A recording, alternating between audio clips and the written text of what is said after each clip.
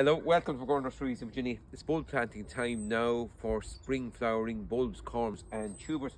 And we're planting some daffodils today, and the daffodil we're planting is a variety called Follies, lovely white with a yellow centre. Now they're easily planted. All you've got to do is get them down twice the depth of the bulbs themselves, pointed end up and root end down. You can't go wrong with them.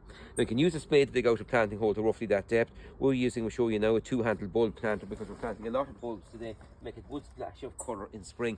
Don't be sorry, in spring you haven't planted lots and lots of spring flowering bulbs, corms and tubers. Now is the time to get them in. Now we're putting them in the middle of a bulb planter like that. You've got two spades like that. In it goes.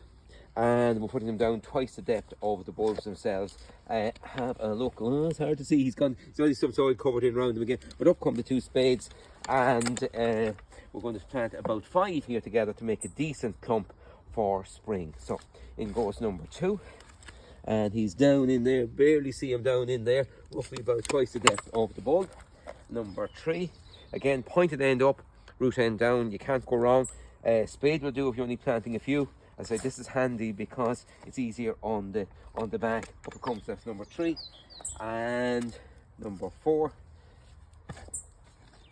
and make a decent clump.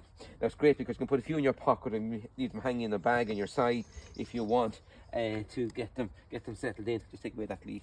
You might see what's happening better without it. He's down in there, so down in, but dig, drop, done, pointed end up, root end down. You can't go wrong with them. Bye for now. Enjoy your garden.